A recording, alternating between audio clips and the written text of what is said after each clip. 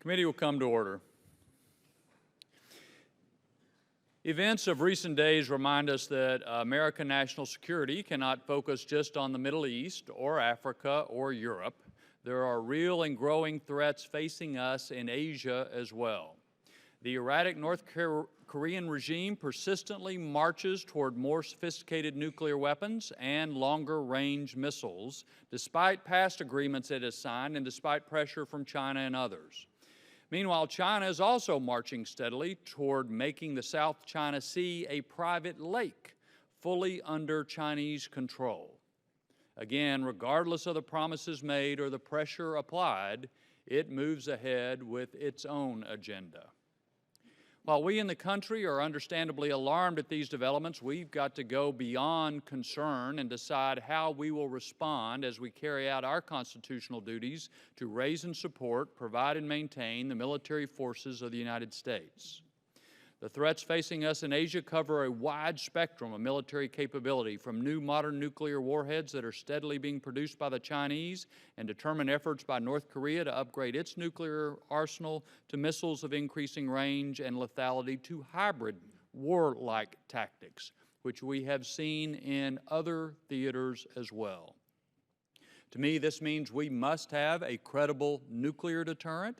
We must have missile defense. We must have sufficient naval presence in order to deter some of what we are seeing in Asia. We also must work with key allies in the regions, strong allies such as Japan, the Republic of Korea, Taiwan, Australia, among others. Only together can we ensure that this vital region of the world continues to be an economic engine and will have peace and stability in the future. We're very grateful to have our witnesses today to help talk about the key role the United States military plays in achieving those goals. Before I turn to them, I'll yield to the distinguished acting ranking member, Ms. Davis from California. Thank you very much, Mr. Chairman. If I may, I want to ask unanimous consent to submit our ranking member Smith's statement for the record. Without objection. And I also wanted to welcome Admiral Harris and General Scaparotti, and to thank you for appearing before our committee today. The Indo-Asia-Pacific region is critical to our national interest, and despite your best efforts in promoting growth and prosperity through our committed presence and engagement, the challenges that we face, as you well know, are no small task.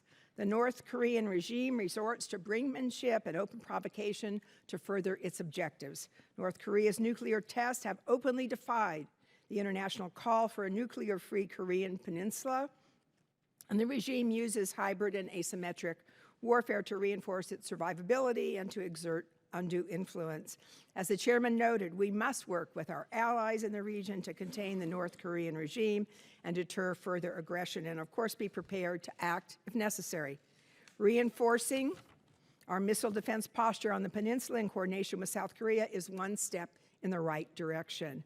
China continues to press its claims in the South China Sea, and their actions have shown that it too will resort to gray zone tactics short of open conflict to achieve foreign policy goals. Instead of further provocation, China should abide by internationally accepted norms and contribute to a peaceful and equitable resolution to the disputed claims. These developments, as we all acknowledge, emphasize the need for a persistent U.S. presence. We should continue to bolster collective security, help to peacefully address concerns, facilitate productive multilateral exchanges, encourage democratization efforts, and reinforce ties with our many allies and partners. Mr. Chairman, I look forward to our presenters today. Thank you again very much for being here and for your great service to our country. Thank you. Thank the gentlelady. Just to remind members, immediately upon the conclusion of this open hearing, we will go to a closed classified session with our witnesses today. So if you have questions that touch on classified material, it would be best to do that later.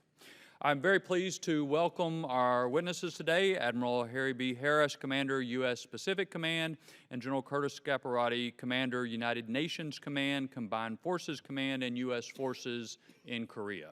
Without objection, both of your written statements will be made part of the record, and feel free to summarize them or make such other comments as you would like. Admiral Harris, thanks for being here.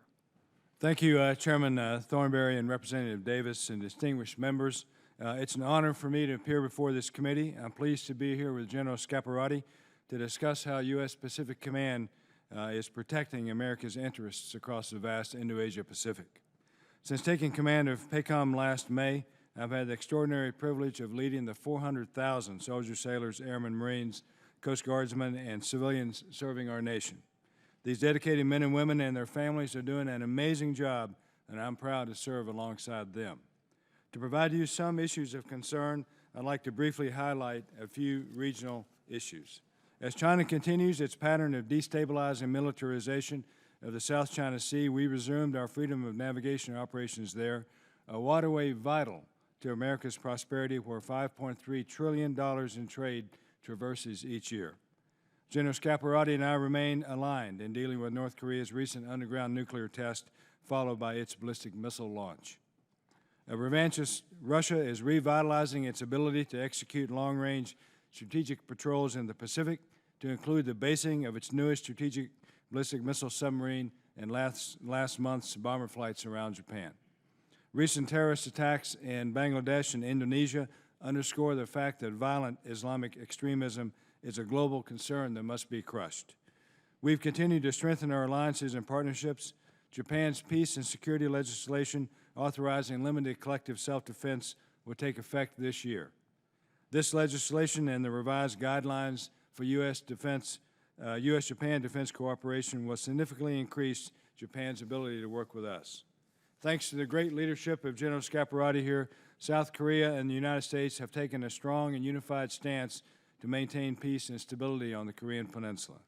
In the face of recent North Korean aggression, PACOM hosted a Tri-Chad meeting between the U.S. Chairman of the Joint Chiefs, General Dunford, Japan Chairman Admiral Kawano, and South Korea Chairman General Lee. Trilateral cooperation between Japan, South Korea, and the United States is a priority, and I'm doing everything I can to enhance it. Our alliance with the Philippines took an important step forward when the Philippine Supreme Court recently upheld the Enhanced Defense Cooperation Agreement, or EDCA, which will provide significant partnership and access benefits. I'm also excited about our growing relationship with India, where I will visit next week. As the world's two largest democracies, we are uniquely poised to help bring greater security and prosperity to the entire region. Two visionary policies are now coinciding as the United States rebalances west to the Indo-Asia Pacific and India implements its Act East policy. Last month's Malabar exercise between India, Japan, and the United States shows the security interconnectedness of the Indian Ocean, Asia, and the Pacific Ocean. I rely heavily on Australia, not only for its advanced military capabilities across all domains, but importantly for Australia's warfighting experience in leadership and operations around the world. These examples clearly demonstrate to me that the United States is a security partner of choice in the Indo-Asia Pacific. It's also why I believe that our strategic rebalance has taken hold. Given that 4 of the 5 strategic problem sets identified by Secretary Carter, China, North Korea, Russia, and ISIL are in our region, I'd say that we can't rebalance fast enough. But there's more work to do, and we must not lose the momentum.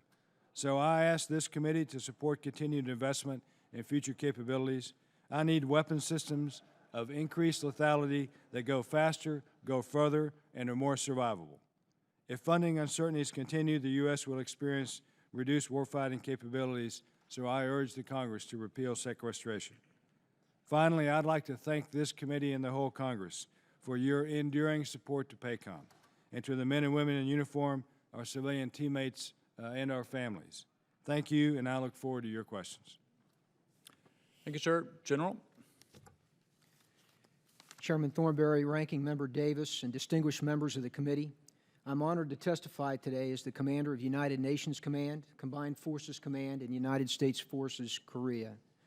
On behalf of the American soldiers, sailors, airmen, and Marines, and our civilians serving in the Republic of Korea, thank you for your support. Admiral Harris, thank you for your vision and the professional support of the entire PACOM team for USFK. I prepared brief opening remarks, and I appreciate that my written posture statement is being entered into the record. Since my last testimony, our U.S.-ROC alliance has continued to focus on advancing our combined capabilities. Some of these advanced capabilities include the establishment of the first U.S.-ROC Combined Division, additional rotations of U.S. forces to the peninsula, the execution of our annual combined training exercises, and steady progress on our $10.7 billion plan to relocate U.S. forces in Korea. Furthermore, the Republic of Korea has improved its capabilities with the recent establishment of the Korean Air Missile Defense System and Center and the Allied Korea Joint Command and Control System. The Republic of Korea has also invested in modern equipment with the purchase of the F-35 Joint Strike Fighter, Global Hawk, the Patriot Advanced Capability 3 missile upgrades, and also H-64 Apache helicopters. These alliance advances help counter the real and the proximate North Korean threat. North Korea continues to conduct provocations and to resource its large conventional force. And of greater significance, North Korea continues to aggressively develop nuclear weapons and ballistic missiles in direct violation of the UN Security Council resolutions, as demonstrated with its fourth nuclear test and its fifth TD-2 launch in January and February. In regards to this threat, my top concern remains the potential for a North Korean provocation to start a cycle of action and counteraction which could quickly escalate, similar to what we experienced this past August. While I'm proud to report that our alliance stood shoulder to shoulder and de-escalated the situation, it could have spiraled out of control, and demonstrates why we must remain ready to fight tonight.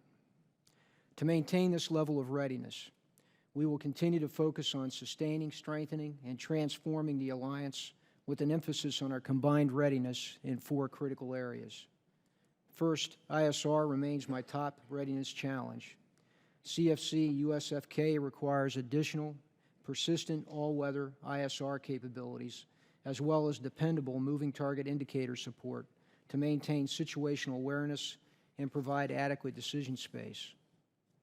Second, it is critical for the alliance to establish a layered and interoperable ballistic missile defense.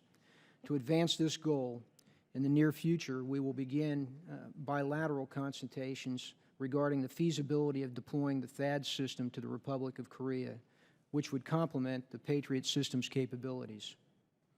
Third, we must maintain an adequate quantity of critical munitions to ensure alliance supremacy in the early days of conflict on the peninsula. This requirement is further amplified by the approaching loss of cluster munitions due to shelf life expiration and the impending ban. And fourth, we must focus on command, control, communications, computers, and intelligence, or C4I.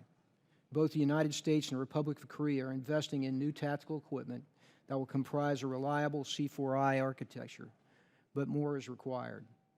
In closing, I would like to express how proud I am of our service members, our civilians and their families serving in the Republic of Korea, who never lose sight of the fact that they're serving on freedom's frontier.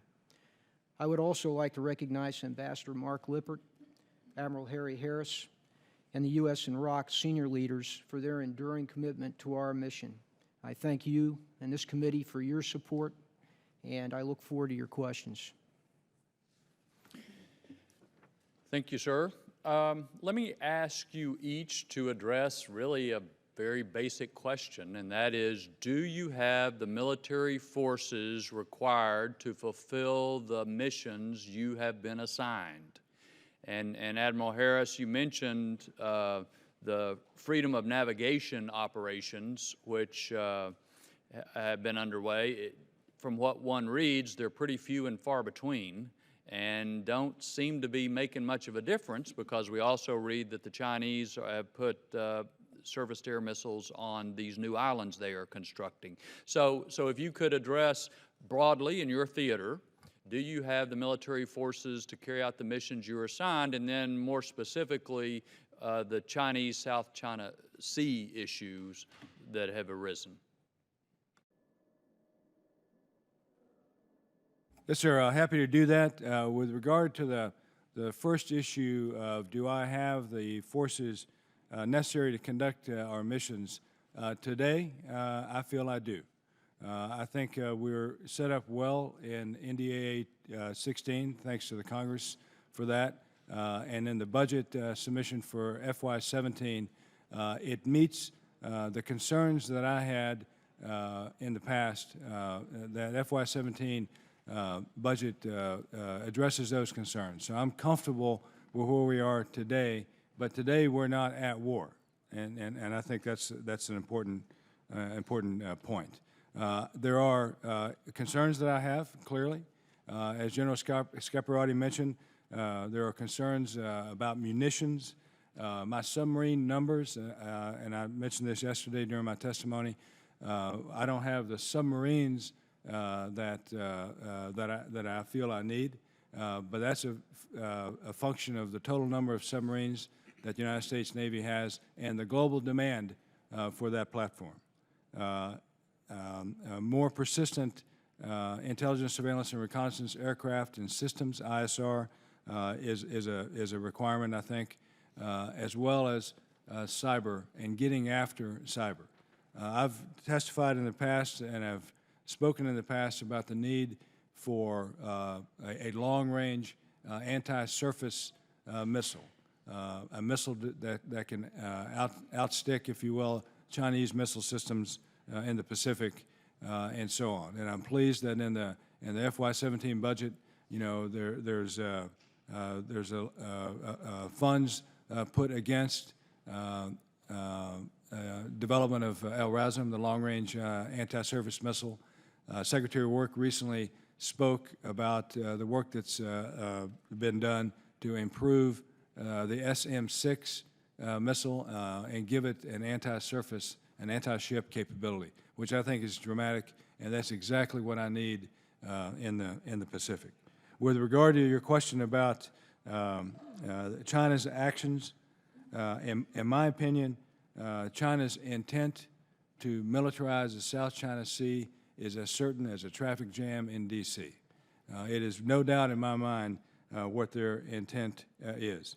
Their SSMs, their surface, their SAMs rather, their missiles on Woody Island, their 10,000-foot runways that they're building in Subi Reef and Fiery Cross Reef and elsewhere, their advanced radars that we saw pictures of the last couple of days at Corton Reef. These are all indications of militarization, and in my mind, they are changing the operational landscape of the South China Sea. And if you could address, sir, the freedom of navigation operations, do you have enough ships, and what kind of ships would you say are most effective for those sorts of operations? Sure. So on the freedom of navigation operations, clearly have enough ships to do that.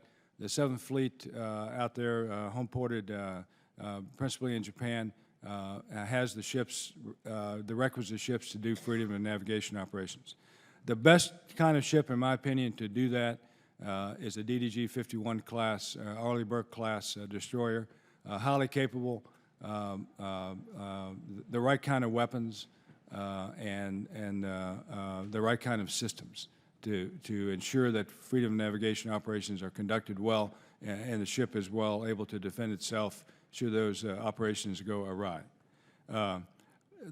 Regarding the frequency of freedom of navigation operations and their effect on China's militarization in the South China Sea, freedom of navigation operations, the military part of that, the freedom of navigation operation itself, is only a part of the broader policy approach to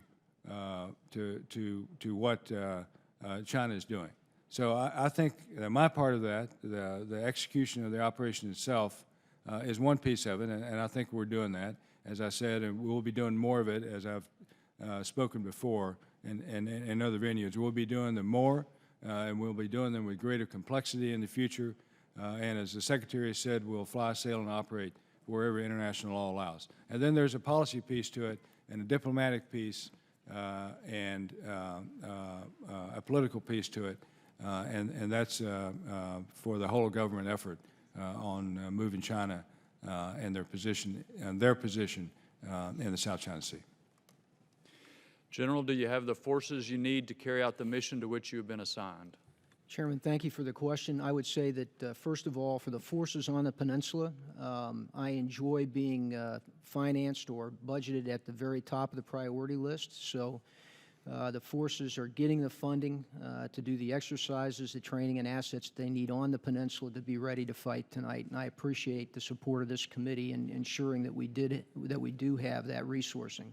But as I noted in my opening comments, there are areas of concern. First is ISR. On the Korean Peninsula, we're facing a foe that is 1 million strong, and it's literally 35 miles from the capital, and the half of their population, of the Korean population, 35 miles away, with an adversary that uses a cycle of provocation. So typically, I think I have about 12 hours or less warning. And persistent ISRs allows me to have that indication and warning and to set my posture to first defend South Korea and the large American citizen population that we have there as well. So ISR is something that's at the top of my list. I mentioned ballistic missile defense. You're well aware of the large arsenal that North Korea has in ballistic missiles. That is growing in strength but also in accuracy. I think that the discussions we're having right now to add THAAD to the Korea is very important. We need THAAD there to have a layered defense. I need more munitions so that I have the first 30 days of munitions for the fight in terms of interceptors. And I rely on the quick deployment of at least 2 more battalions of Patriot as well if we go to crisis. So, the assets of BMD there, the more that I have there, the better protected we are. And I think those are the primary of those 4 that I would mention shortly here, and I can go into more detail later. Thank you. Ms. Davis. Thank you, Mr. Chairman, and again, appreciate you both being here. I wonder if you could expand a little bit more on the South China Sea issues, obviously the militarization there and China's consolidation of its claims and rejection of internationally accepted methods of dispute. So how might we best mitigate the risk of miscalculation leading to increased tensions or even conflict in the area? Yeah, well, I think, ma'am, that short of military confrontation, which we all want to avoid, I think the way forward, the best way to go forward is to present and maintain our credible military power and to maintain our network of like-minded allies, partners, and friends in the region and encourage them to operate in the South China Sea. And we must continue to operate in the South China Sea to demonstrate that water space and the air above it is international and not the territory of any nation. I think the diplomacy, obviously, is probably the most important thing. We need to encourage China to act as a responsible actor on the international space when it comes to things like the South China Sea. Secretary Kerry recently said at Sunnylands that we have only one policy with regard to the South China Sea, and that's a negotiated settlement. That's to negotiate and work with China, and that's kind of where I am on that. Thank you, Admiral, and perhaps General Scaparotti, with your hat as well. How do we better complement then our efforts? Certainly, you're speaking to the defense lane very, very appropriately here today, but I'm wondering about other federal agencies and working with them in diplomatic, economic, and certainly assistance efforts in that kind of holistic way. What are we doing? Which could we be doing more? Where are the gaps? Well, I think, we know from experience that the holistic approach is always the most effective. And so I think including Treasury, many of the other agencies here, including them in all that we do, in USFK as a subcontinent command, we also have close connection to all of those agencies that work with PACOM a part of our planning, our exercises, in fact. The one we'll do this next month. And I think that type of close collaboration with all the agencies in our government, bringing them into the planning, the exercises that we do, gives them good awareness. And then as things happen in the theater, we have a relationship, we have understanding, and we can work and collaborate much more quickly. And do you see a greater role for Congress in this as well, since we tend to stay in our lanes also? Well, I do, and I appreciate the fact that many members of Congress come out to see us. Particularly, I know it's a long trip to Korea, but I think Korea is a place that that is complex, and until you've stood on the DMZ, then just that picture alone is quite informative, and I appreciate the fact that so many make the trip and have the conversation and the discussion with us. Yeah, thank you. Thank you, Mr. Chair. Thank you. Mr. Wilson. Thank you, Mr. Chairman. And Admiral General, thank you so much for your service. I want to thank you, the service members, military families. What a commitment, protecting American families, also protecting our great allies. And Admiral Harris, I'm particularly grateful that I've had the opportunity to visit with you in the past. And to me, you're a living example of America's alliance with Japan. It's just, to me, so historic and inspiring to know that we have a Japanese American as the U.S. Pacific Commander at Pearl Harbor, how far we've come. And just being in your presence has just been so positive and has to be reassuring to the people all over Asia.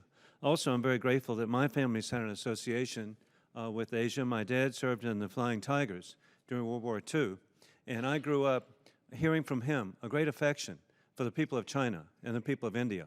And so I'm hopeful that indeed positive can continue to advance. But with that in mind, Admiral, I appreciate your interest in maintaining our technological superiority, and later today there will be a subcommittee hearing of the Emerging Threats and Capabilities Subcommittee on the Department of Defense Science and Technology programs. These issues continue to be of crucial importance to this committee, particularly the chairman, and this is key to our warfighters' future success. Could you please describe what do you see as the right balance between investing in future capabilities like the third offset strategy and getting the commander what he needs now? How has the FY17 budget request prioritized the modernization affecting your command? Thanks, sir, for those questions. I'll just start by talking about General Stilwell just for a second. There's an article in today's clips about how the Chinese are honoring General Stilwell in Chongqing in China in a museum that's run by the government there, and the relationship that he formed and his feelings for the Chinese. So I think that's an appropriate way to start this off. Thank you for that. Absolutely. With regard to the FY17 request, it has, I think, a good mix in it of funding for what we need today and funding for technological innovations such as the third offset. Recently, Secretary of Work talked about the SCO office, the Special Capabilities Office, and the work that they're doing. And this is important stuff as we seek to not only modernize our force, but also to maintain the force we have. And so, as a combatant commander, I don't have the luxury of waiting 5 years for the next great thing that's going to come down the pike, because I have to be ready to fight tonight. And that's the stance that we take in the Pacific. Most epitomized by General Scaparotti and the challenge that he has on a peninsula. So, I can't say to you all, hey, just give me a 5-year break here while we wait for the next technology thing to come down the road. So I need to have a modernized, capable military today, but I recognize as a uniformed officer that we have to modernize. And so that's the challenge, I think, for the service chiefs. I talked yesterday about how much easier it is to be an insatiable combatant commander than it is to be a service chief in 2016. But as a nation, we have an insatiable need for security, and rightfully so. And so, it comes to it comes to the point, I guess, in the forward forces.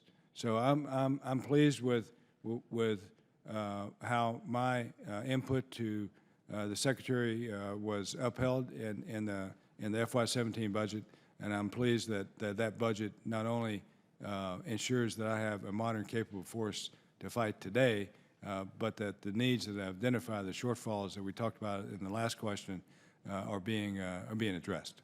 And we look forward to your input. And General Scaparotti, China and North Korea's increased utilization of hybrid warfare. Are we prepared for cyber warfare potential on the Korean Peninsula? Sir, it's one of my concerns, given that North Korea has made a deliberate effort to improve their capabilities as much as they can. Kim Jong-un has stated that, and as you know, he's demonstrated their capability with Sony and the attack on South Korea's media and banking industries in 2013. So I'm very concerned about it. I would answer your question and say, yes, I believe we're prepared today on our, defense of our military systems and within the cyber domain, but it's a rapidly developing domain, an area that we have to stay on it every day. We specifically have been working on our joint cyber center. I've recently been added a cyber mission team specifically for Korea, and that is building now. That's a great addition to our capability. I would mention to you that I also have another concern, and that is that I'm within an alliance. Iraq's capability and ours, so we're collaborating with their joint cyber center as well to make sure that we don't have a vulnerability because of our combined systems, et cetera. And that's work that we need to continue to do. Thank you. Mr. Larson. Thank you. Thanks, Mr. Chairman. And thanks, gentlemen, for making it out. On the West Coast, it's not that far to go to Korea. So maybe from here it is, but it's not that far from home. So we get a lot of questions about when North Korea does things and when China does things. First, for Admiral Harris, a couple of reports have come out recently. One looking at the rebalance strategy and what can be done to improve that and enhance that. One suggestion is out of CSIS. One suggestion was a Western Pacific Joint Task Force.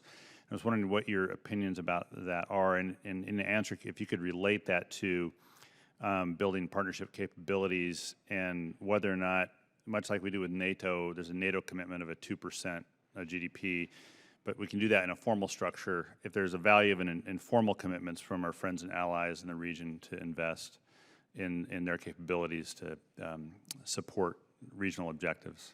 And then I've got a question for the General after that. Hey, sir, good to see you. See you. On the CSIS study, I've read it. They had a number of interesting recommendations in there. I had a meeting with the CSIS leadership and spoke to them in my last trip to Washington. On the idea of a maritime task force for the Western Pacific, we have one, and it's called PACOM.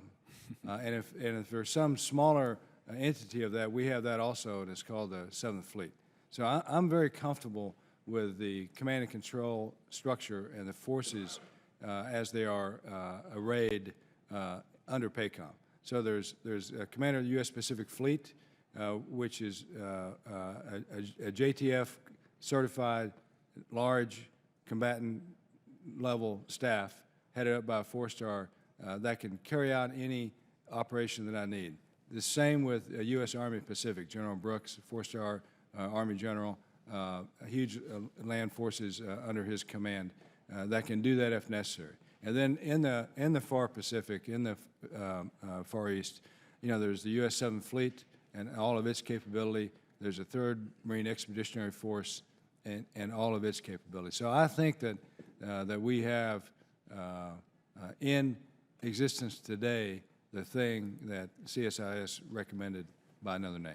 So I'm comfortable with that, but I appreciate the insights that I got from their study. Regarding partner capabilities, we could not do what we need to do alone, and we have great allies and partners in the region. I'll start with Japan and its capability, a very powerful military, a tremendous maritime self-defense force, a great submarine force, a very capable land force, and a very strong air force in Japan. And on the other end of the globe down there is Australia, a partner and ally who has been with the United States, fought with us, and virtually every conflict in the 20th century and certainly into the 21st century. They have a highly specialized, highly trained, very capable military that are completely aligned in terms of equipment and training and that with the United States. So as I mentioned in my opening statement, I rely heavily on Australia, not only for their operational capability, but for their warfighting experience and advice. I think we'll not see anything resembling NATO in the Pacific. Each country there is so different, and they face different levels of threat. They have different levels of relationships with other countries that I don't think we'll get this large, broad, multilateral alliance like NATO. But the good news is we have strong alliances with 5 nations in the Pacific. We have strong partnerships with a whole lot more, and we are working working strongly on improving trilateral cooperation between the U.S., Japan, and Korea, between the U.S., Japan, and Australia, and the U.S., Japan, and India. Okay. Yeah, I just have very few seconds left for. Thank you, General. Just quickly, would the ROCs be prepared today for THAAD if there was an agreement today to deploy THAAD to the Republic of Korea? And if not, what does that timeline look like? Representative, we'll have we're forming a joint working group that I think will have its first meeting probably within a week. I think we'll have that settled. THAAD's a complex system. It's going to take some time for us to find the right location, because where you locate it makes a difference of how effective it is. So we've got to find the right location and do that work, which we'll do in accordance with our SOFA. I'm confident that process will go well, but at this point it's difficult for me to tell you what the timeline looks like, but I should be able to do that and relatively soon. Mr. Rogers. Thank you, Mr. Chairman. General Scaparotti, I wanted to follow up on that area. Given Kim Jong-un's erratic behavior and recent nuclear test and ballistic missile test, what capabilities do you need to make sure you can maintain the security of your forces as well as the ROK?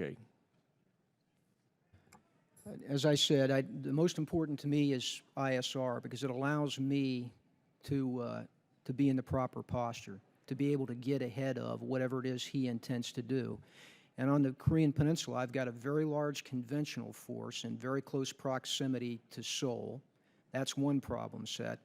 And then I have their asymmetric problem set, which is primarily their nuclear, their missile, their soft forces, the largest soft forces in the world, 60,000 strong, long-range artillery capability, and their cyber. Many of those are deeper into the country, so it's a very difficult ISR challenge, probably one of the toughest in the world given the terrain, mountainous. Are your current ISR capabilities adequate? I need more persistence, sir. That would be very, very helpful. So that's the one that I come up, and then the other 4 in particular that I mentioned earlier are the ones that I most need. Great, thank you. Admiral Harris, can you please explain the advantages of ensuring that U.S. Patriot battalions have modular capability? Clearly, Congressman, because of the mobility associated with that, and the fact that I can move the Patriots around with some degree of flexibility. So in the Pacific, Patriot is a key part of our ballistic missile defense, as is THAAD. So we have a THAAD battery in Guam that's there on a temporary basis now, expected to go to a permanent status, PCS status, if you will, later this year. And then, as General Scaparotti mentioned, as we work with the Koreans to consult on putting THAAD in Korea as well. Then the other part of that, of course, is Aegis. So, Speaking about Aegis, my understanding is the discussion was to take the Aegis Ashore site there in Hawaii and activate it, and instead of just being a training facility. Now I hear there's discussion of closing it down.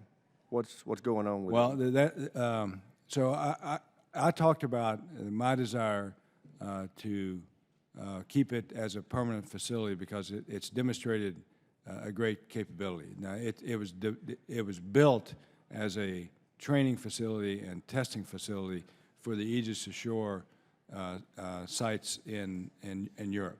But I think we should study it. I think we should take a hard look at it and whether we want to make it a permanent facility or not. But there's a lot between now and then. Okay. Now, this is just an idea now. But the Aegis Ashore in Hawaii, for example, has no interceptors, right? I mean, yeah, we'd have to put them in. I agree. And so there's a lot there, but I think it's worthy of study, and that's kind of where we are now. So we're a long way from making a decision either way right now. Great. As I read the President's budget, there's 4 baseline 9 destroyers that we're losing. Were any of those going to PACOM, and if so, what's the effect of losing those destroyers? I'll be honest with you, I'm not familiar with that number, but we are getting new baseline 9 destroyers in Japan now. We're sitting out there and part of the overseas home porting program.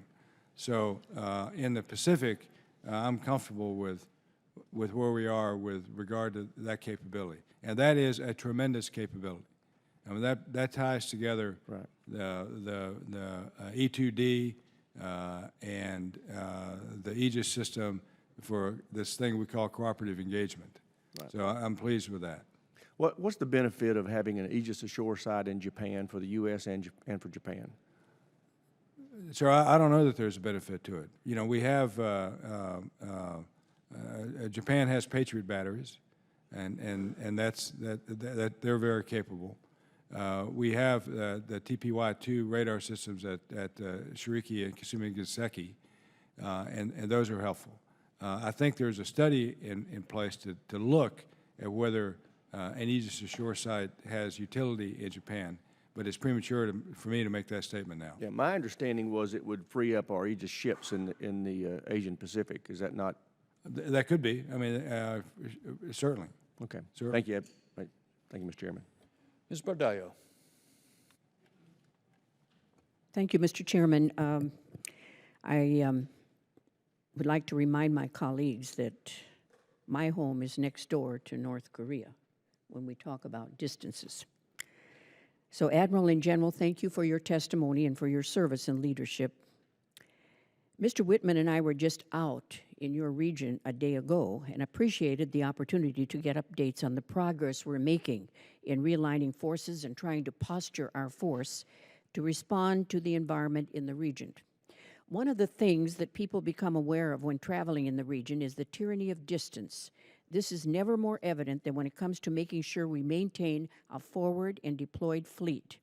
And Admiral, you noted the need for more submarines as a top priority yesterday. To support this, I believe it is critical that we maintain robust ship repair and dry dock capabilities, including at a nuclear-capable level in the Western Pacific. Now, you wrote a letter to the Guam Economic Authority stating, and I quote, "The Navy has consistently stated a robust ship repair capability in Guam as a matter of strategic importance and remains an operational priority for the Pacific Fleet." Do you continue to share this view, Admiral? I do, Congresswoman. Admiral, in your testimony before the SAC yesterday, the Japan press picked up on a 2-year delay in IOC for the Futenma replacement facility. And I believe this delay is due to legal challenges after the election of Governor Onaga. I just want the people of Guam to be clear about whether this delay in Okinawa would impact Guam. And as you know, the 2012 2+2 statement delinks progress on Futenma from progress on Guam. Moreover, Chairman Whitman noted in his recent visit to Guam that we were light years ahead of where progress stood several years ago. So I would note that we have made great progress. So can you comment on this progress on Guam in the coming years and the importance of the investments in military construction for Guam in this year's budget? And how does that help you as PACOM commander address the changing nature of threats in the Asia-Pacific region? Yes, ma'am. I believe that Guam is a strategic bastion for the United States. The capabilities that are there and its location demand that we consider it a strategic bastion. And so, you know, we have put our fourth SSN there, nuclear submarine there, and we brought in our second submarine tender there. So that's very exciting, and I think the right level of emphasis on our submarine force in the Western Pacific. With regard to FATENMA, I would defer to the Marine Corps on where they stand on the linkages between the FATENMA replacement facility and the exodus of that group of Marines from Okinawa to both Guam and Hawaii. But clearly, the plan as conceived was, you know, we would move Marines from FATENMA to Camp Schwab, Hanoko, and then subsequently move Marines, a group of Marines, 8,000 or so, from Okinawa to Hawaii and Guam and Hawaii in that order. But whether we're going to link that now or not, given that there is a delay in the movement of forces from FATENMA to Schwab, I'll have to defer to the Marine Corps on that. I just want to be clear as to whether Guam would be affected. It would only be affected perhaps in terms of timing, but the intent to move Marines to Guam remains as strong as ever. That intent is there, and the resources we're putting into Guam and in the Commonwealth of Northern Marianas, that is proceeding apace. Thank you, and I yield back, Mr. Chairman. Thank you. Mr. Whitman. Thank you, Mr. Chairman. Gentlemen, thank you so much for your service, and thank you for the great job that you're doing there in the Asia Pacific. As Ms. Bordallo said, we had a great trip there. Admiral Harris, I want to ask your perspective. As we got the laydown on the situation there in the Asia Pacific, one of the things that was really compelling to me was the effort by the Chinese in the South China Sea. As you pointed out, their efforts there on Woody Island and the Paracels is something that is done. There's nothing that we can do to necessarily reverse that. The place, though, where I do believe we can have an impact is in the Spratly Islands. As you know, over 3,000 acres of reclamation there. Those places are set up specifically, I believe, for them to militarize those areas. As you spoke in your opening testimony, you talked about submarines as one of the elements that you have as a critical part of force structure. There's also a suggestion of a second aircraft carrier. In looking at what we can do to deter or prevent further militarization of the South China Sea, give me your perspective on the priority that you would need as far as naval assets. And I'm asking you, submarines versus the second aircraft carrier. Give me what your priorities would be in that situation. Thanks, Congressman. My priority, given the way you framed the question, is clearly submarines. Submarines are the original stealth platform. They are clearly give us an asymmetric advantage. Our asymmetry in terms of warfare because of submarines is significant. And you know, in the modernizing sense, we need to maintain that asymmetric advantage. The second aircraft carrier, you know, I'm a combatant commander, and I want more, and I want it now. Right, the more I can get, the faster I can get it, the happier I am. Sure. But I think there are fiscal, diplomatic, and political hurdles, significant ones, to overcome before we would put a second carrier strike group in the Western Pacific. You know, when you talk about an air wing, where would you put it? Where would you train them? The 10,000 sailors, their families, the housing, the schools, the hospitals, the whole thing. But there are other things that we could do, in my opinion, that would improve our capability in the Western Pacific and have an effect. We could consider putting another SSN submarine out there. We could put additional destroyers forward. We could put maybe the new destroyer, the DDG-1000s, move them forward. So there are a lot of things we can do short of putting a full carrier strike group in the Western Pacific. Very good. And you believe that's the most effective way that we could deter further militarization there in the Spratlys? I think that's a big part of it. Good. Yes. Very good. Thanks, Admiral Harris. General Scaparrotti, I appreciate your time when we were there visiting at U.S. Forces Korea and the great job that you're doing there. One of the questions I wanted to ask is, as you look at your needs, and as you pointed out, the threat, ISR, a critical portion of that to make sure you can look at what potentially is happening to the north. Another element, though, that is important is if you do need to act, is to make sure that you have not only the information and the people, the manning, but also the hardware. Give me your perspective on where you are right now as far as munition stores and whether they are adequate for what you look at as the potential scenarios there with North Korea. Thank you, sir, for the question. As you know, I'll first describe the conflict on the Korean Peninsula because while we have seen provocation, if we went to conflict in the Korean Peninsula, given the size of the forces and the weaponry involved, this would be more akin to the Korean War and World War II. Very complex, probably high casualty, and because of that, first of all, it's going to be a situation where I want to be ahead of that and be able to deter the aggressor. So my need is particularly to have the forces, the ballistic missile defense forces, et cetera, so that when I pick up the indication and warning, I can establish my defense, protect South Korea, our forces and our population there immediately. I think I have a good force for doing that today on the peninsula, but I also rely on PACOM for immediate forces to respond.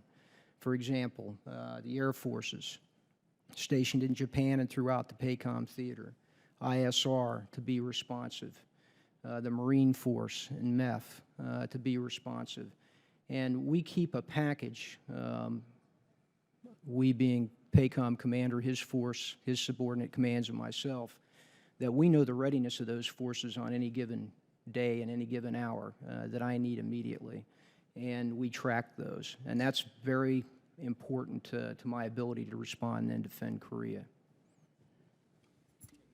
Thank you, Mr. Chairman. I yield back. Thank you.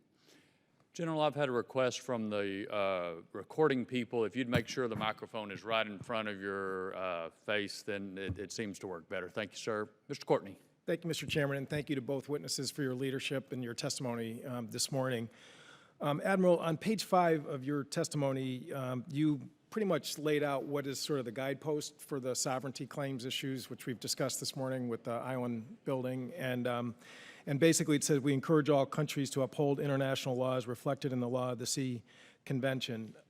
Should the United States ratify UNCLOS, the Law of the Sea Treaty? Thanks, sir, for the question. Before I answer it, I want to just say that I've spent a lot of time talking to proponents and opponents of UNCLOS in the last 3 or 4 months, and I appreciate the time I've spent with those experts, and I understand their arguments, and I understand those arguments for those folks who are opposed to UNCLOS.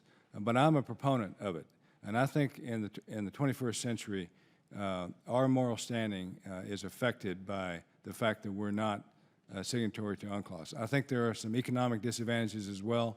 We could get into a discussion about the Russian stuff in the Arctic and how they're using UNCLOS to their advantage, and we're unable to because we're not a signatory to it. So, you know, I would tell the members of this committee and anyone else that, for me personally, my opinion is the United States should accede to UNCLOS. Thank you. And again, when we discussed this at PACOM earlier or last fall, that was before the Hague Convention ruled against the United States' request to be part of the, just as an observer, and the Philippines' claim on the Spratly Islands, which Mr. Whitman referred to earlier. I I mean, it's kind of unbelievable. We're allowing sort of litigation to proceed that the consequences in terms of military strategy and resources of this country in Asia Pacific could hinge on the outcome of that claim. And we're completely shut out because of an unforced error. I mean, we've done this to ourselves. And so, you know, thank you for your frankness this morning. Myself and Congressman Don Young are going to introduce a bipartisan resolution in the House, again, citing events in the South China Sea as why we really need to take a fresh look at the Law of the Sea Treaty, and as a nation, we need to move forward and get in the game in terms of you know, these critical issues, because it is going to determine the course of maritime policy and military policy and budgets for decades to come. So thank you again for that input. Earlier, you mentioned the fact that we have a shortage of submarines in Asia Pacific. Again, today we're operating with an attack subfleet of about 52. Even with the 2-a-year build rate that we started in 2011, that's going to continue to drop to, at this point, based on the shipbuilding plan that was submitted last week, to 41. Can you talk about what that will do to future commands in terms of the challenges that you're already facing with a larger fleet size? Sure. So PACOM suffers a shortage of submarines today. My requirements are not being met. As are not the requirements of other COCOMs as well. So we have a submarine force of about 52 attack submarines, and all the COCOMs need them for all their reasons. And when you add up all their requirements, it exceeds the ability of the Navy to provide submarines forward when you consider a lot of those are in maintenance and a lot of other things. I worry that we're going to go down to 41, because as we go down to the low 40s, China is going to increase their submarine force even as they are today. And then Russia, which has the most capable submarine force in the world next to ours, they're moving their latest generation SSBNs, the ballistic missile submarines, to the Pacific. So the Dogoruki class SSBNs got there at the end of last year, and that's just the beginning. And then China, meanwhile, has their Jin class SSBNs that they're bringing online, and we're seeing them now. I feel that I must be able to keep those submarines at risk, and I'm able to do so today. But as we go down in numbers, then that becomes a concern to me. Right. Thank you.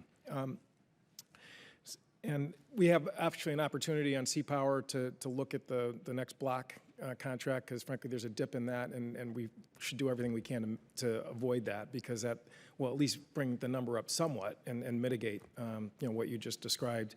As long as I have 10 seconds left and people are boasting about proximity to Asia Pacific, if an attack submarine leaves Groton, Connecticut and goes under the ice, it can actually get there ahead of the folks from Washington State. And with that, I yield back, Mr. Chairman. Thank God for Connecticut. Mr. Franks. Well, thank you, Mr. Chairman, and thank you, General Scaparotti and Admiral Harris, for being here, all your entourage, for your commitment to protecting us all. We appreciate it. Sometimes you don't get told that enough. Admiral Harris, I guess I'll start out with a really easy question. Are you aware of any collusion between Iran and North Korea with regards to North Korea's intermittent but ongoing nuclear and ballistic missile tests?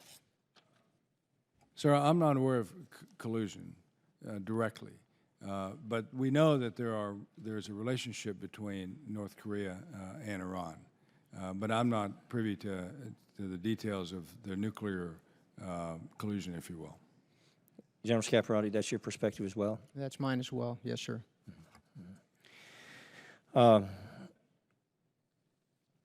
Admiral, your colleague here, General Scaparotti, called BMD one of USKF's 4 critical needs, and certainly that's, but given the unpredictable and belligerent nature of the North Korean regime combined with their steadily increasing ballistic missile technology, how important do you believe this layered missile defense system that we have is in deterring North Korea? And in light of some of the recent events that I think are pretty serious, can you describe if you think that there are currently enough defense assets in your command to deter or defeat a North Korean ballistic missile attack? Well, first, I'll talk about the criticality of a layered defense. It's absolutely critical. You know, we have 28,000 American troops on the Korean Peninsula. We have their families. We have several 100,000 Americans who live and work in South Korea. And the North Korean capability is growing. And they threaten not only our fellow citizens and our allies in Korea, they threaten Japan, they threaten Hawaii, the west coast of the mainland United States, and then potentially the east coast. They're on a quest to militarize their nuclear weapons and a means to deliver them intercontinentally, and they pose a very real threat to the United States. So I think the layered defense is the only answer to go after the missiles once launched. Yeah. That means THAAD, and I'm glad we're engaged in consultations with Korea on putting a THAAD battery there, Patriot, Aegis, the whole thing. Well, how has the FY17 budget request, prioritization of modernization, affected your commands? I mean, do you currently have the assets you need to fight tonight while currently modernizing? I'm pleased with the FY17 budget. I was asked, you know, to make comments about it up my chain, and my concerns were addressed. And principally, those concerns were in anti-surface weapons and anti-surface ship missiles, and in advanced fighter aircraft for the PACOM theater. All right. I guess let me put it this way. And I'll address the question to both of you. If there is anything that you feel like that if you had the option that you could increase in terms of your capability in any particular area, what would that be? In my case, sir, I would ask for more Joint Strike Fighters, more fifth-generation aircraft to go after the A2AD threat that we face in the Pacific. General Scaparotti? Sir, I'd say one high-altitude, multi-intelligence surveillance and reconnaissance assets, and I'd go back to the ballistic missile defense assets. For instance, Patriot. It would be ideal to have more Patriot than I have now, as opposed to relying on the additional Patriot at crisis. But the fact of the matter is that our missile defense forces are stretched. There's great demand around the globe for similar kinds of threats. THAAD, for instance, same. So you know, if I were to tell you what more could I use, and we had the budget to do it, I think those would be my top two right there. Well, Mr. Chairman, I'm going to do something crazy. I'm going to yield back my last 18 seconds, and thank you all very much. Chair appreciates that. Ms. Songas? Thank you, Mr. Chairman, and thank you to our witnesses for being here. I, too, just returned from Japan. I was part of a congressional delegation that spent 3 days in Tokyo and 2 days in Okinawa. And I had spent years there. Many years ago, I was a high school student there. And as I hadn't been back in the interim, I really was struck by the tremendous changes in that country, but also in the relationship we have developed with Japan. Because at the time I lived there, it was really not too long after World War II, and there was certainly an effort to constrain Japan militarily and to yet to reassure it about its being protected. So as we've moved forward, we're in a very different environment, and I appreciate the rationale for it as things have really changed in that part of in the Asia-Pacific area. And Admiral, you referenced the peace and security legislation that Japan just passed that really authorizes it to engage in a more expansive way in regional security efforts. And one of the questions I had there and posed there was, is money following that? As Japan is as the ties are being loosened on what it can do and cannot do militarily, is funding following that effort so that they absorb a little more of the responsibility, financial responsibility for protecting that part of the world? Thank you, Congresswoman. I believe it is, but I don't know that for a fact. I know that the government and the Prime Minister have said that funding will follow, that they're going to fund their aspirations to improve their military and their capability. But I will also add that the primary costs of our U.S. forces in Japan are paid for by Japan. Yes, and what is that amount? I know we were given a figure over there. Do you know off the top of your head? No, ma'am, but I'll find out before the closed hearing. I would welcome that. It's in the hundreds of billions of dollars, but I'll find that out and get back to you on that. Thank you for that. And the other issue that came up too was sort of encouraging jointness between Japan's security forces and our forces, as we are seeking ways to work together. And I'm wondering how you're thinking that through and encouraging that. And encouraging Jointness, more joint operations between our forces and theirs. Yeah. So everything we're doing is joint these days in the U.S. side, and I think that other countries are observing that and learning from that. So last fall, we had an SLS, a senior leaders seminar with the Japan Joint Staff, which is their joint headquarters in Tokyo. And we went through some of our war planning and some of our efforts in that arena. So I think Japan recognizes that they need to be more joint within their military than they are. And they're working with us closely to improve their jointness. So I was honored last week to travel to Japan, and I spoke at the 10th anniversary of the Japan Joint Staff. And I've been associated with Japan, their military, for most of my career. And they are far and away further along in jointness today than they have been. That's not to say that they don't have a ways to go. And I think that the jointness between their Air Force and their Navy, for example, it should be improved. I think and I think they recognize that. They are moving toward a greater amphibious capability, and that forces a level of cooperation between their ground self-defense force and their maritime self-defense force.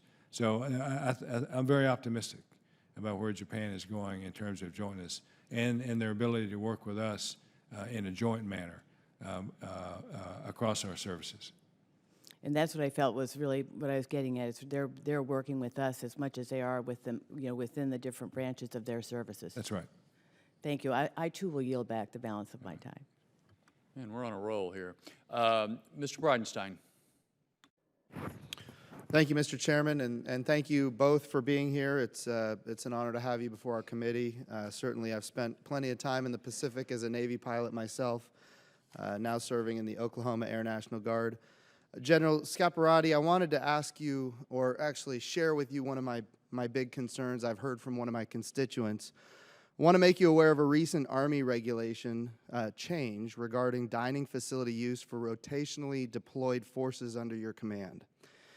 Effective February 15th, 2016, the Army declared essential unit messing for rotationally deployed soldiers serving in the Pacific. In other words, all soldiers deployed temporary duty to Korea must use the dining facility, the DFAC. This policy will literally take money out of soldiers' pockets, hundreds of dollars per month, in two ways. First, the Army will charge for meals at the DFAC through automatic payroll deductions. That's automatic payroll deductions. These deductions will occur whether or not a soldier actually uses the DFAC. And as you're aware, when you do missions in these areas, those missions happen during breakfast, happen during lunch, and you're not able to use the DFAC. So soldiers will have money deducted even though they're not using the DFAC. Second, the Army is also taking away their daily food allowance, known as the government meal rate. I have a constituent in the 10th Combat Aviation Brigade currently at Camp Humphreys. The Army's bureaucratic jiggery-pokery will reduce his paycheck over $700 per month through the automatic DFAC deduction and stopping meal allowances. I want to repeat that, $700 per month. These soldiers are not going to Korea for a week or even a month, they're going for 9 months. And so when you lose $700 a month, that ends up being a good chunk of money.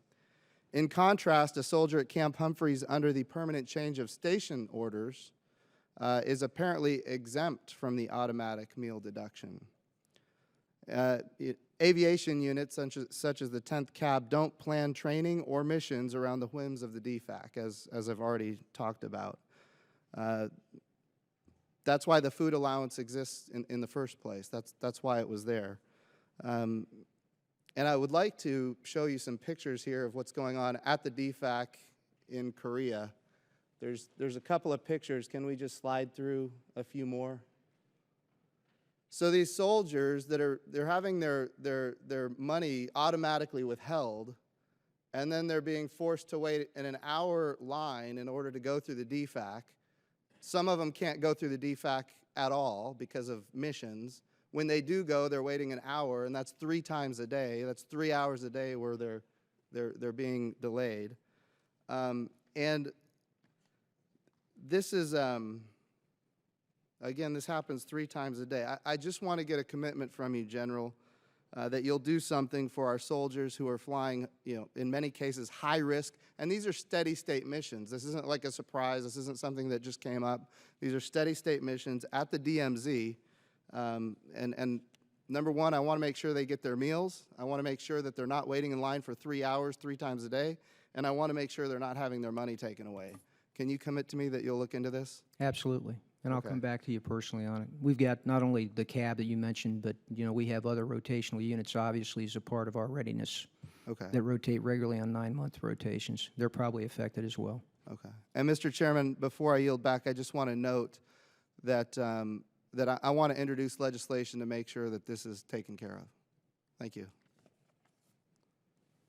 I yield back. Mr. Takai. Thank you, Mr. Chairman, and thank you, Admiral Harris, General Scaparotti, for being here. Admiral Harris, again, regarding the Aegis Ashore facility, or the hope for a facility, North Korea's nuclear test in January underscores the concern that we have that North Korea may develop the ability to place a bomb on a long-range ballistic missile that could reach the U.S. West Coast. I refer to public comments you made that converting the Aegis missile defense test site in Hawaii into a combat-ready facility is a good idea to help protect the U.S. mainland. Since we have assets on Kauai, why not use them? How would this permanent land version add to U.S. defense needs? And what would it take to integrate the site into a larger U.S. ballistic missile defense system? Thanks, Congressman. Good to see you again. I believe that we need to do everything we can to defend our nation, and that's my job in the Pacific. I think the Aegis Ashore facility in Kauai is a national treasure, and we should use it to the best of our ability. And I think one of the ways that we could improve our national ballistic missile defense capability is by converting that to a permanent facility with interceptors. I mean, it seems reasonable to me, but it demands further study. It demands a lot of study. I think at the end of the day, we'll learn that what it will do, it will be able to defend Hawaii, and other systems we have would defend the continental United States. But that's good. I mean, I'm good with that. And that's what I've recommended, that we begin the study to see if it's feasible and what it would take to do it. There's not only the technical aspects of the architecture, the ballistic missile defense architecture. There's a political dynamic, as you well know, and the whole piece with increasing our footprint in Hawaii and all of that. So it's a whole effort that needs to be looked at. But I'm advocating it because I think we need to do it. I noted that after I made that statement, China objected, just as they have objected to the consultations we have with Korea to put THAAD in Korea. And I find it preposterous that China would insert itself in negotiations between us and our Korean ally on how best to defend our Korean ally and our Americans there, and they would interject themselves in our internal discussions on whether we should improve our ability to defend our own homeland. Thank you. Actually, just a few days ago, China's foreign ministry spokeswoman compared the United States military infrastructure in Hawaii to China's land reclamation and strategic placement of missiles on disputed territory in the South China Seas. Can you just tell us your perspective on whether Hawaii should be and could be compared to the disputed territory in the South China Seas?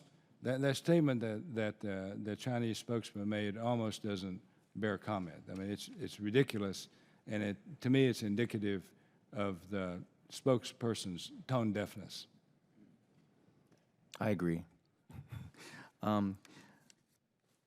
In regards to the status of the rebalance, if U.S. defense spending remains limited to the cap set forth in the Budget Control Act of 2011 as amended, the so-called sequester levels, how might this impact the plans for bolstering U.S. force posture and presence in the Asia-Pacific region, and what might be the implications of maintaining deterrence and for operational risk in a potential combat situation?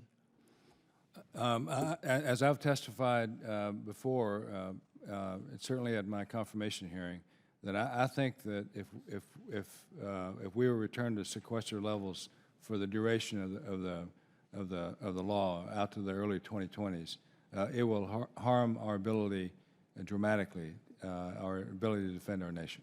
I think all that would be affected, and we're going through that now as we look at downsizing the Army.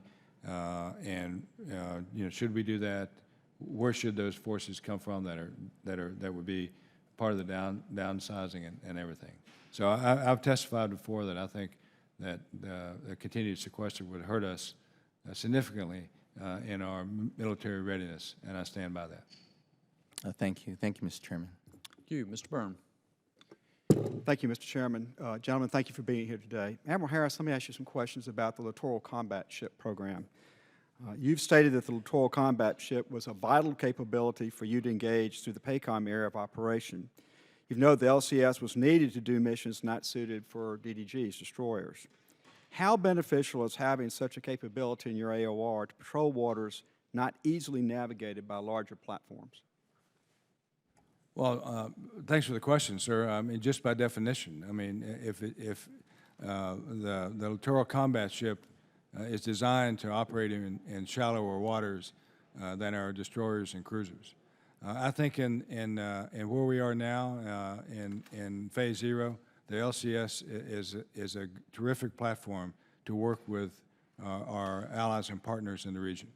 I think that there's work, though, that could be done to the LCS to make the sea more sea, the combat part of littoral combat ship. And I'm pleased that through the Senate and the House and the Congress at large that we're looking at doing that. So we're going to, quote unquote, upgun the LCS. And I think that's terrific. I want our adversaries in the Pacific to think about the LCS the way I thought about the Nanuchkas, Osas, and Tarantulas of the Soviet Navy back in those days, back during the Cold War. We used to track and be concerned about those little tiny patrol boats that the Soviets had because they were missile-armed corvettes. And I want the Chinese and the Russians and other adversaries we might have to think about the LCS in that way. And I think we can think of it in that way if we put the right kind of missile on it and upgun it. Of course, that's planned. As you know, the last, I think, 20 ships in the 52-ship buy would be frigates that would have the upgun and the more heavier platform. But I guess what I hear you saying is that because you're going to have so many of them, and it's a cost-effective way to have so many of them, that it's another way for us to project our strength in the maritime environment in a shallow draft environment we find in many of those islands. That's correct. I stated when I was the Pacific Fleet Commander that I valued LCS. I believe there's a place for LCS in the Joint Force as now that I'm the PACOM Commander, and I look forward to working with them as they come online. You also mentioned how we're able to work with other nations and their navies with the littoral combat ship. Could you expand on that some, please? Sure. A lot of our friends and partners in the region have small navies, and they want to learn from us, or they want to learn from somebody, and I would rather they learn from us than other potential partners. And their navies are small. And when a cruiser comes in there, or even a DDG for that matter, it can overwhelm them. And so an LCS is the right platform to do that. It's also the right platform to train in areas of shallower depths, just by definition, as I talked about. And the crews are smaller, so that footprint is smaller. And for that reason, I think in a partnership environment way, the LCS is, again, an ideal platform. Let me ask you about another vessel. It's called the Joint High-Speed Vessel, or they just renamed it the EPF. And I understand that those vessels are getting some pretty good use in PACOM. This is a well-built ship with the ability to add a lot of additional capabilities. What do you see as the future of the Joint High-Speed Vessel, the EPF, in your AOR? Yeah, I think it has a great potential for some of the mission sets that I have to be concerned about. More so the Pacific Fleet commander would worry about it. But the Joint High-Speed Vessel has a great ability to move a lot of things quickly. And by a lot of things, I mean troops and their equipment. The Army is using a version of that now in the Western Pacific. So I'm looking forward to the JHSV EPF coming online in greater numbers. I think that you could put an expeditionary field hospital, for example, on a JHSV and turn it into a hospital ship. We explored that in the last few months of my time as the Pacific Fleet Commander during Pacific Partnership. That's an exciting new capability that I think we should take a hard look at. Well, thank you for your service, gentlemen, both of you, and I yield back. Mr. Johnson. Thank you, Mr. Chairman, and thank you, gentlemen, for your service. The U.S. PAC Command has given authorization in the fiscal year 2016 NDAA's South China Sea Initiative to build our maritime security in the region and improve the domain awareness of our partners in the region. In your opinion, does this authority need to be expanded, and if so, what changes would you like to see made? Sir, that's the Maritime Security Initiative. I'm pleased with where we are with it now. I think we'll get about $50 million this year for that. My team is working with OSD on that to figure out the best ways to improve the maritime domain awareness of some of the countries in the region, and I'm satisfied with where we are with that this year. Thank you. General, anything you would add, General? No, sir. Thank you. All right, thank you. Admiral, you mentioned in your testimony PAC Command's need for enduring cyber capability in the theater. Cyber warfare is undoubtedly a growing aspect of modern warfare and something we must strive to be ahead of as much as possible. Would making U.S. Cybercom a combatant command like CENTCOM help funnel focus and funding to a vitally important aspect of this new theater of warfare? In my opinion, sir, Cybercom should be an independent combatant command. Would you pull that mic closer? Yeah, and in my opinion, sir, Cybercom should be an independent combatant command on the level of PACOM or CENTCOM, as you say. Currently, it's a sub-unified command under U.S. STRATCOM. Do you have any thoughts on how Congress can be effective in helping bring that about? No, sir. I think it's being addressed adequately within DOD, and ultimately the chairman will make his best military advice known to both the President and the Secretary, and a decision will be rendered, and I think that's appropriate in this case at this time. Thank you. Thank you. General, anything to add? No, sir. I would agree with Admiral Harris. I know it's under discussion now, and I think that DOD, as he said, is considering that and be handled in a normal process. Thank you. Admiral, considering Vietnam's claims in the Spratly and Paracel Islands and rising patriotism in Vietnam and animosity towards China resulting from the 2014 oil rig standoff and Hanoi becoming the 8th largest arms importer from 2011 to 2015, A maritime dispute between China and Vietnam in the South China Sea has perhaps the greatest possibility for becoming a flashpoint in the region. However, in recent public discussions on the issue of the South China Sea, it's been surprising to understand the dearth of information on our engagement with Vietnam. Most of the focus has been instead on our defense treaty with the Philippines and their arbitration case. Moving forward, do you see a place for increased bilateral dialogue between the U.S. and Vietnam, and if so, what developments would you like to see? Yeah. So I've made Vietnam and India focuses, I guess, of effort for PACOM. I think there are great opportunities in both countries for us to move forward in our relationship and partnerships in the region. So I'm excited by our opportunities in Vietnam, just for the reasons you mentioned. You know, they're a growing nation. They have a like view with us of China and our concerns in the South China Sea, and they are becoming a player on the world stage, and they're certainly a player in ASEAN. So I look forward to continuing our relationship with Vietnam. I appreciate the fact that we're able to increase our trade with Vietnam, including in the defense arena. I went to Vietnam when I was a Pacific Fleet commander, and I look forward to having the opportunity to go there as a Pacific Command commander. All right, thank you. Anything to add, General? Thank you, sir. All right, thank you. I yield back, Mr. Chairman. Ms. McSally. Thank you, Mr. Chairman. Thank you, gentlemen. General Scaparotti, you said earlier that should we have to be involved, God forbid, you know, in a military conflict on the peninsula, it would be more akin to Korea or World War II, complex, high casualty.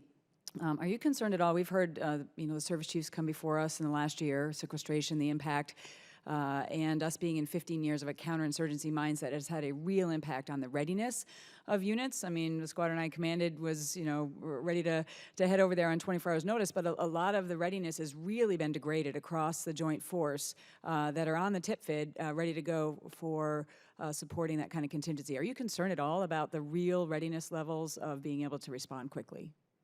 Yes, ma'am. Thank you. Yes, I am. As you know, all of our services are really coming out of a bathtub in readiness, and it's been improving because of the increased funding, and we appreciate that support. But it's going to be some time before our forces are at a point where all of the units have now been through training that prepares them really for a complex environment, high-intensity conflict. I can speak specifically of the Army. Yeah. It takes time for us to get units through those complex rotations at our national training centers. We've got younger generations who haven't combined fires, for instance, et cetera, fire and maneuver in large formations.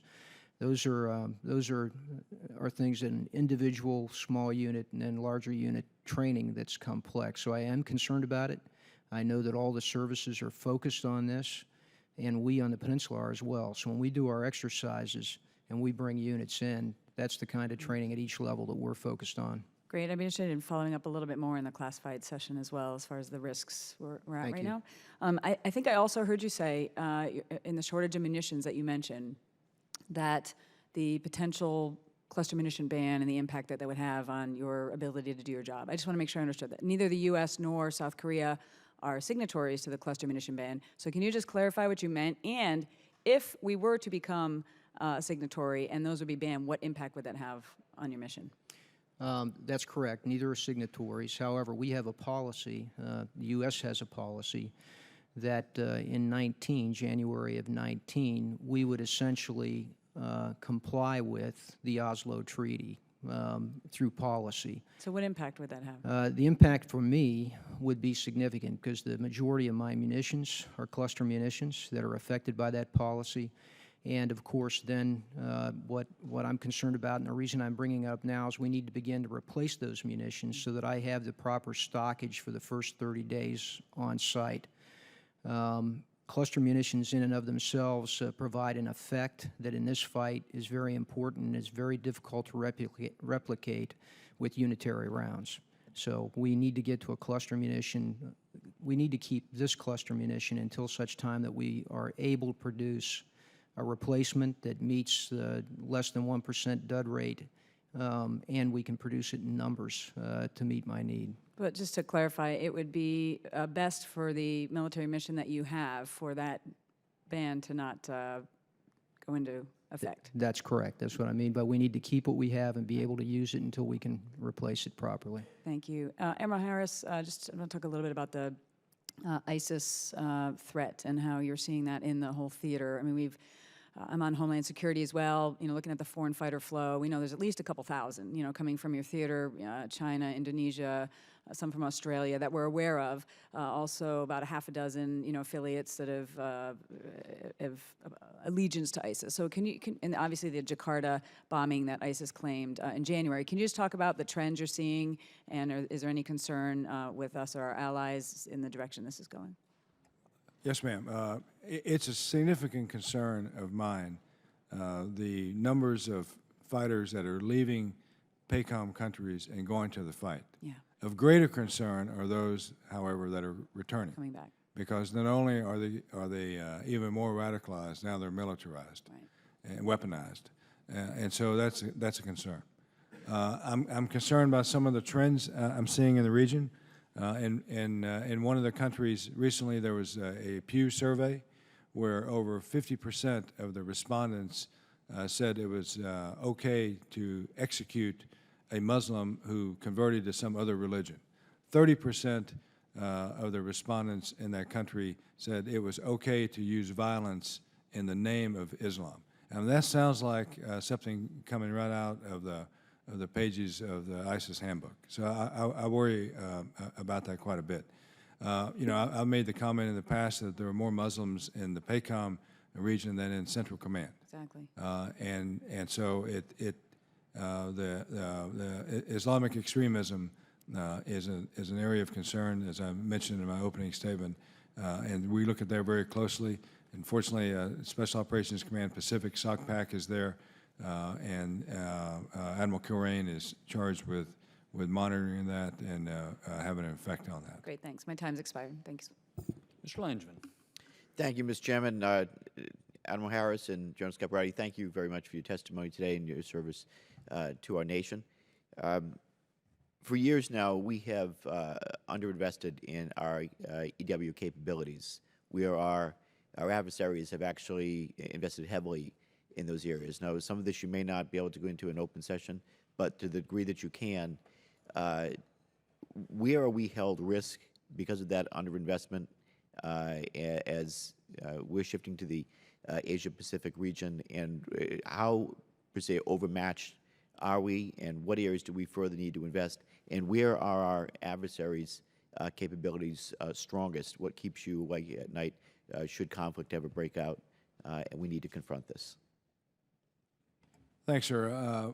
In trying to dance on the unclassified side of this question, I'll say that I'm concerned about principally in the EW environment with Russia and China. I mean, they are our peer competitors in this. I think we are investing now more than we have been in electronic warfare, and our new concept, electronic warfare maneuver, I think is gaining a foothold in the Navy and in the Joint Force. So I'm pleased with where we're moving along, though I think that we need to invest more in it, not only in terms of fiscal resources, but also in terms of tactical development. General, do you want to add anything? Yeah, I'd agree. I think that our investment in that's been periodic. And as a result, we've seen the need, started to respond to it, and then probably dropped off over time, I think specifically over the last 10 years. And we're now beginning to invest in that in terms of our people, our skills, and our assets. And I think we need to continue that. Okay. Admiral Harris, in your testimony, you highlighted that the world's 300 foreign submarines, 200 are located in the Indo-Asia Pacific region, and 150 of those belong to China, North Korea, and Russia. How is the United States keeping pace with this growing force in the region, and what investments need to be made to enhance our undersea and anti-submarine warfare capabilities, as well as to our anti-access and area denial strategies. So one of the biggest asymmetric advantages that the United States enjoys over any peer competitor or other competitor in the world is our undersea warfare capability. The submarine gives us an advantage over any other adversary we might face. Unfortunately, those adversaries recognize that, and they are improving and increasing their own anti-submarine warfare and undersea warfare capabilities. Clearly, while our submarines are far in a way better, in my opinion, today, quantity has a quality all its own, and the numbers of Russian and Chinese submarines, particularly Chinese submarines, are a matter of concern. I think the Russian submarine force never took a hiatus at the end of the Cold War, and we're seeing some very impressive platforms come out of Russia, including the Dolgoruki that I mentioned earlier, the SSBN. So I think that we must continue to invest in our undersea warfare capabilities, not only in terms of numbers of submarines, but in improving the submarines that we have.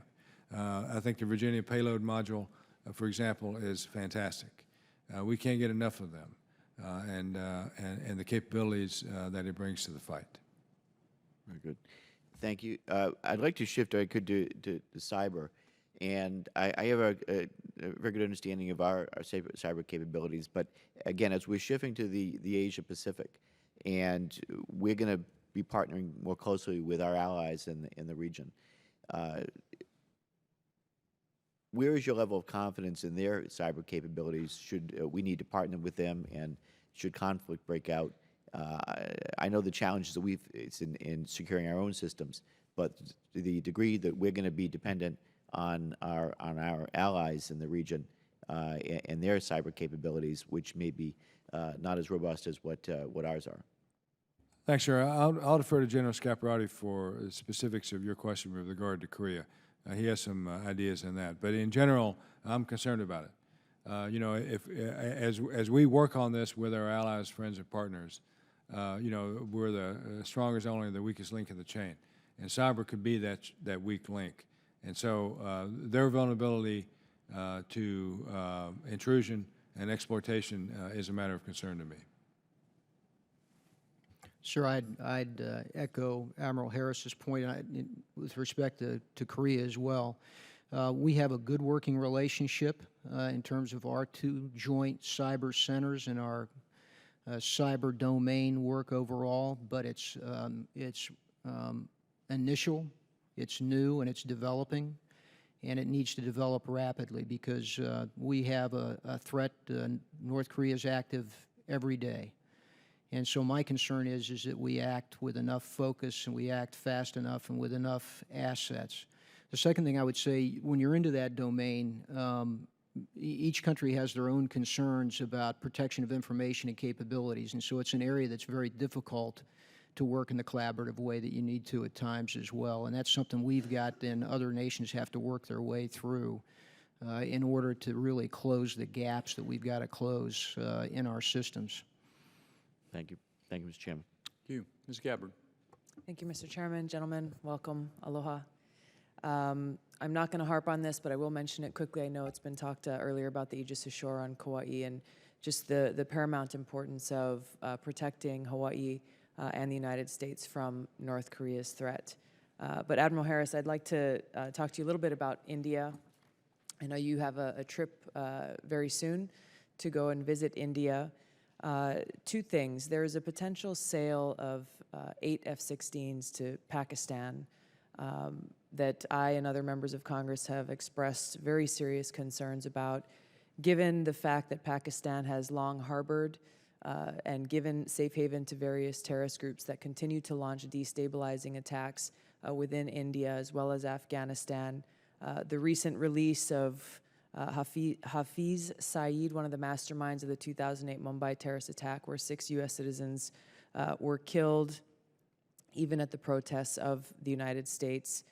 There are a number of other concerns that we have, but in particular, I'm wondering if you can talk about how, as you and others have spoken of the importance of this opportunity to strengthen our relationship with India as we head into a strong partnership into the future and the benefits that that brings us, what impact could this sale of F-16s have on our relationship with India and the work that you and others are doing to strengthen that?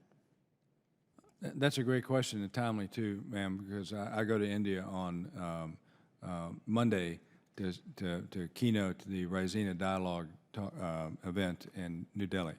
I view India as our great strategic opportunity in PACOM, and we need to do as much as we can with India in a mill-to-mill sense and in every other sense.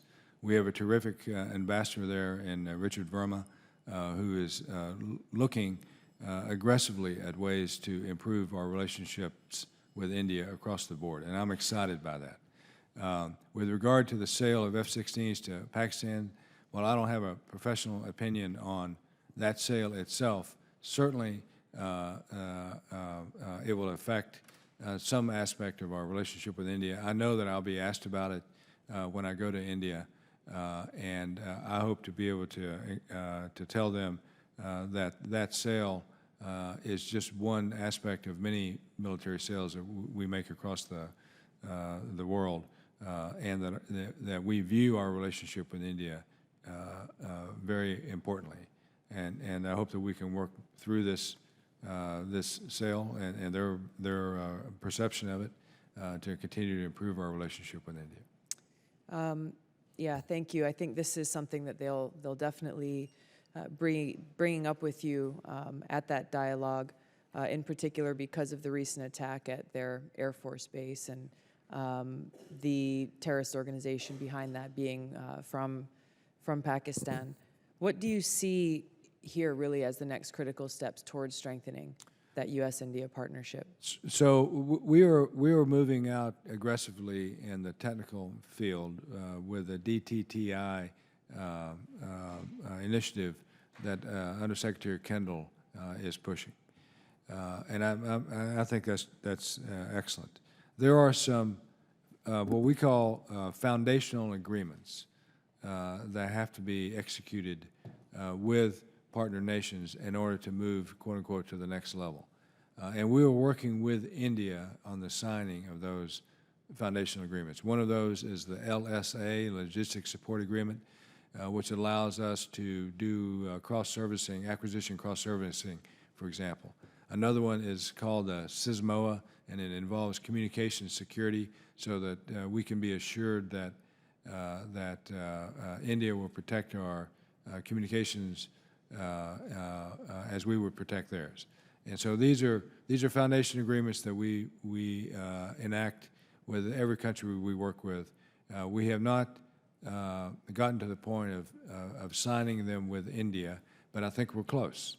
We're closer now than we ever have been, and I'm encouraged by what I'm hearing from my colleagues in India, and I look forward to having that discussion with them when I go there next week. Great. Thank you, Admiral Harris. I appreciate the leadership that you've taken, in particular on strengthening this relationship and recognizing the importance of it in our overall strategy within the Asia Pacific. Thank you. Mr. Rourke. Thank you, Mr. Chairman. Admiral, I'd like to ask you to discuss and provide some guidance for me and others on how to approach the issue of cost sharing for our obligations and the benefits that we provide in the Pacific. The easy way for me to look at it when it comes to Europe is through the 27 other NATO members who have a target of spending at least 2% of GDP on defense, even though only 4 of them today are doing that. But it's something that I can ask of our allies who enjoy the benefit of the U.S.'s disproportionate presence there and defense capacity. How should I look at that when it comes to Asia and the Pacific? A great question, sir. And I think that that the NATO model, as I mentioned before, doesn't work for the Pacific. So you have to look at each of our treaty allies individually and look at that subset of treaty allies where we have major concentrations of U.S. forces. And who's the greater beneficiary of that, or who are the beneficiaries of that? Certainly part of the beneficiary of us having a large carrier strike group, Marine Expeditionary Force presence in Japan is us. You know, we're there for us and the values that we hold dear and what's important to the United States. Certainly it's a benefit to Japan. And so our obligation to Japan under our treaty is to defend them, and their obligation to us under that same treaty is to provide us a place from which we can defend them. So that's simplistic, but that sort of gets at that issue. And so they provide us an enormous host nation funding level, which I promised I would get to you in the closed session, to foot the bill, if you will, for U.S. forces that are based in Japan. And that model extends to Australia, for example. We're undergoing host nation funding discussions with Australia now as we move a sizable Marine and Air Force presence to Darwin and Tyndall. And the level of that funding and how much it should be is the subject of negotiation. We certainly get a benefit from operating out of Australia, as do the Australians. Singapore is another case, a very important case. Singapore is not a treaty ally, but it's certainly an important strategic partner of us. And they allow us to put our littoral combat ships, to rotationally deploy them out of their nation. And they've agreed to allow us to operate rotationally P-3s and P-8 surveillance and reconnaissance aircraft. And we get that benefit from operating out of Singapore because of our interest in the South China Sea, the Strait of Malacca, and the Eastern Indian Ocean. Yeah, all of that makes sense, and I think that same logic could extend to our presence in Europe, and yet there we have a very defined commitment from our allies there. As you outline some of the challenges that we face, a rising China, a resurgent Russia, just to name two, and some of the investments that you're going to ask, or the Department of Defense and the administration will ask the taxpayer to make, all of which I think are sound. I think it's also an appropriate time to think about what our allies and other beneficiaries in the Asia-Pacific region should expect to contribute. And we, the taxpayer, the representatives, should have a clear understanding of that. And I don't know if General Scaparotti, if you want to talk about Korea as an example with the THAAD batteries and Patriot missile battery deployments there, use that as an example. What part of that cost is shared by Korea? I understand the benefit to us of having our service members and those defenses there. What does Korea share in that? I would just say that this is a unique alliance with the U.S.-ROC alliance that's started and has grown since the Korean War. And in this case, we've got a treaty partner and a partner that spends 2.5% over, pretty routinely each year in their defense, and they spend portions of their defense money to meet commitments that we've agreed upon mutually that they need to develop in order to strengthen the alliance. And in the closed session, we can talk specifically about that. Secondly, through negotiations, they also, called a special measures agreement, they annually pay a certain percentage of the cost of U.S. forces to be stationed in Korea and assist in their defense. So I think it's a good construct. They're great partners in this respect, and they've been true to, they have the same funding challenges that we have, but they've been true to meeting their commitments in that respect. Thank you very much. Thank you, Mr. Chairman. Ms. Duckworth. Thank you, Mr. Chairman. Admiral Harris, it's good to see you here again. My question is actually for General Scaparotti. It has to do with the Army's ARI and how that is going to affect the combat aviation brigades in Korea. In Korea, the Army will be relying on rotational forces if this ARI is complete, as opposed to a CAB that's stationed there. The National Commission on the Future of the Army recommended keeping a CAB permanently assigned to the peninsula because short-term rotations, and I'm quoting, short-term rotations will not permit aviation units the time needed to properly mitigate risks posed by the threat situation in Korea. And specifically, rotating units will not have time to master the geographic and environmental conditions well enough to operate effectively and safely in the region. Obviously, Korea is a country with numerous terrain and extreme weather conditions. Our aviation crews there will have to be able to operate in all sorts of environments, and they are, but a permanently assigned unit there, I think, will be better able to handle and maintain proficiency. Permanently stationing a CAB in Korea would come with a significant upfront price tag as well as enduring costs. So despite the operational concerns, the fiscal reality is that it just might not be realistic. Your written testimony lays out an array of complex threats that we face on the peninsula, so I think that despite the cost, it's worth discussing. As a commander, which force structure, a rotational force or a permanently stationed combat aviation brigade, do you feel best enables you to meet the threats and operational needs in the peninsula? Thank you for the question. We have a permanently stationed combat aviation brigade there now, and there is discussion about perhaps going to a rotational one. I completely agree with the Commission in terms of this is an environment that's difficult to fly in, mountainous weather. It's an environment that they also have to fly in close proximity to an adversary that will shoot at them. Right. And the third, we have mission sets there that are joint in nature. We do a lot of work with our air and our naval forces off the coast. And as a result of that, it's very difficult to get pilots to that level of proficiency, come into the peninsula, and in a 9-month rotation be able to sustain that, because some of that simply has to be done on the peninsula after they arrive. And because of that, I've said that I do not agree with a rotational force in Korea. I think it will produce a less ready force, and also it'll be more dangerous for our crews. Thank you. Do you think politically, well, for our ally militaries, do you think a rotational force will signal to the ROK a decrease in U.S. commitment to the region's defenses? Is there a perception on their side that switching to a rotational force would give them? Well, I think the key to this is what force you do rotate and their readiness when they arrive. For instance, I agree with the forces that re-rotate today. We're now rotating an armored brigade, for instance. And the ROKs are fully supportive of this. But our commitment is that we deliver one that's combat ready, fully manned, and also has been trained culturally for that environment. That's something that we have to do.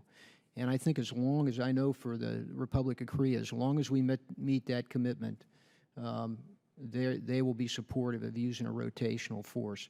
Now, I think there's a certain base that we have there that's permanent, and we've got to maintain that. You couldn't go to a larger percentage of that rotational force. I personally wouldn't be in support of that. But for the specific needs that we have today, that we've asked for rotational force, it's been productive. Okay, great, thank you.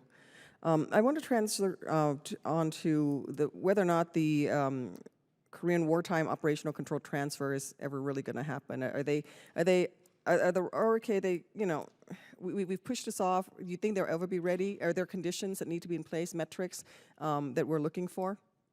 First, yes, they will be ready. They're a modern force, and they're working hard to, one, improve their capabilities, but also build the capabilities they need. In the OPCON transition plan, that was, again, another step was taken that in October between the two secretaries. We've laid out in detail the capabilities that they have to meet, and we're now working on the next layer of that provides the timelines on each of those capabilities. Generally, we've agreed on those in the past. We're confirming those this year, and they're already working on most of those as well. So yes, I think there will be an OPCON transition. I too believe that it should be conditional, not time-based. And in the closed session, I can talk a little more detail on the commitments that we've mutually made to ensure that we can bring that about. Okay, thank you. I look forward to that classified briefing. Thank you.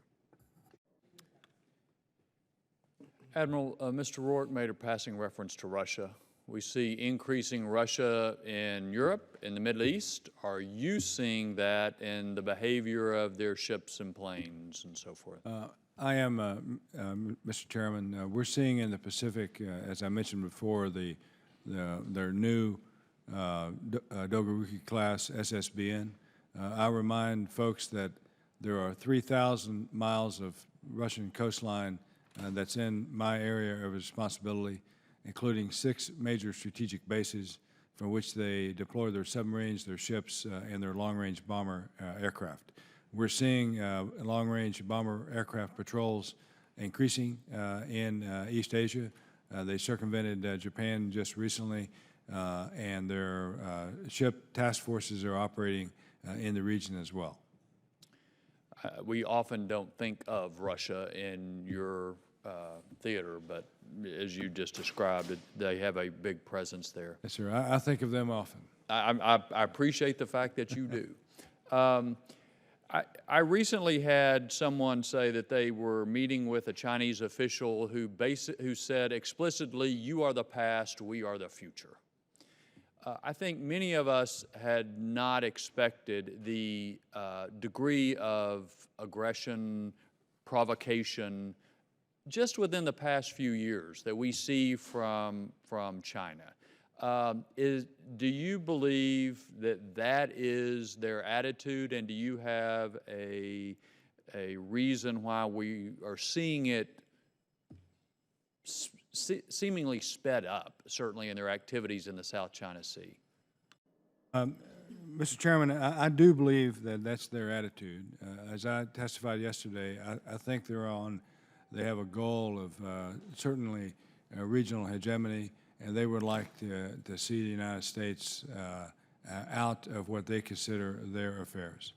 But I think that their provocations are causing the other countries in the region to look hard at their relationships with China, and they are turning to the United States as their security partner of choice.